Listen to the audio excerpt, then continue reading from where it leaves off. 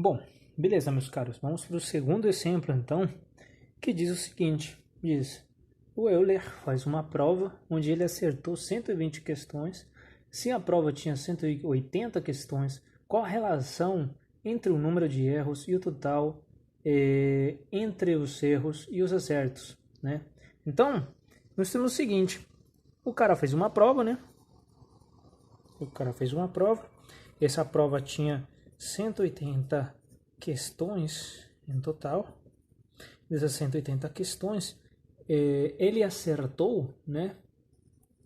Ele acertou 120 e, e ele errou, né? Quantas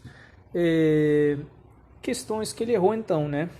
Quantos foram o número de questões que ele errou? Então, o número de questões que ele errou não vai ser nada mais do que 180 menos 120, que seria igual a 60 questões, né? Esse seria o número total de questões que ele errou, beleza? Então, aí vem o seguinte, nos perguntam qual é a relação entre o número de erros e o total entre os erros, né? E o total, desculpa, e o total. E a outra pergunta é qual a relação entre os erros e os acertos. Então, aqui o princípio de cálculo, o mesmo que a gente já aplicou lá em cima. Vamos chamar isso daqui de A, que seria acertos, e esse daqui de E, que seriam erros, né? Então, relação, o primeiro que nos pedem, né, é qual a relação entre os erros e o total. Opa, e o total, né? Qual a relação entre os erros e o total, né? Então, isso vai ficar da seguinte forma. Seriam, quantas eu errei, né? O Euler errou 60 entre 180 questões. Quer dizer, isso vai dar 60 sobre 180, 0,33. Como vocês sabem que isso daqui é o número decimal, isso daqui tem que ser multiplicado por 100, né? 100 que é 100%. Isso vai dar igual a 33,33%. Então, esse seria o total da minha razão entre o número de erros e o total de perguntas, o total de questões, né? Então, eu posso dizer assim, ó, logicamente, depois que nós temos uma solução já de razões, nós temos que falar, ó, nós enxergamos aqui que o Euler acertou 33%, desculpa, que o Euler errou 33% das questões da prova.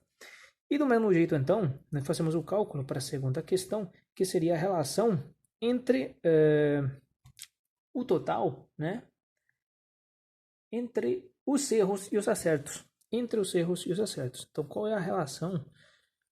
Relação entre os erros e os acertos.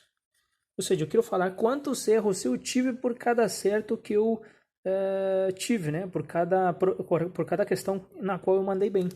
Então, o que eu faço? Faço a mesma relação. Seria a relação entre E e A. Por quê? Lembra-se o que eu tinha falado, que nós precisamos saber quanto que foi o número de erros que eu cometi por cada acerto que eu tive. Então, isso seria igual a 120 dividido entre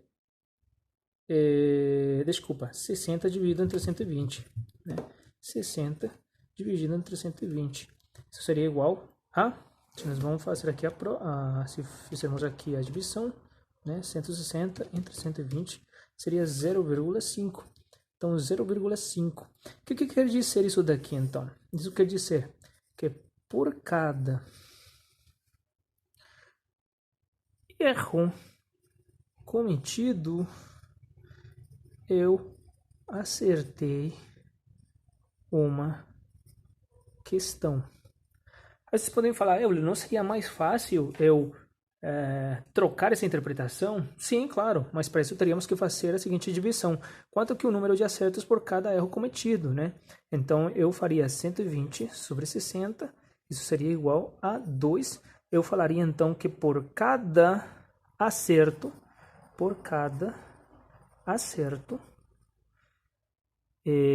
eu cometi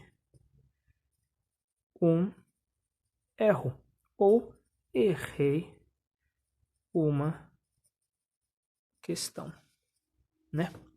Então, em termos gerais, a interpretação, né? A interpretação aqui muda segundo a ordem dos fatores que estou incluindo dentro da minha fração, né?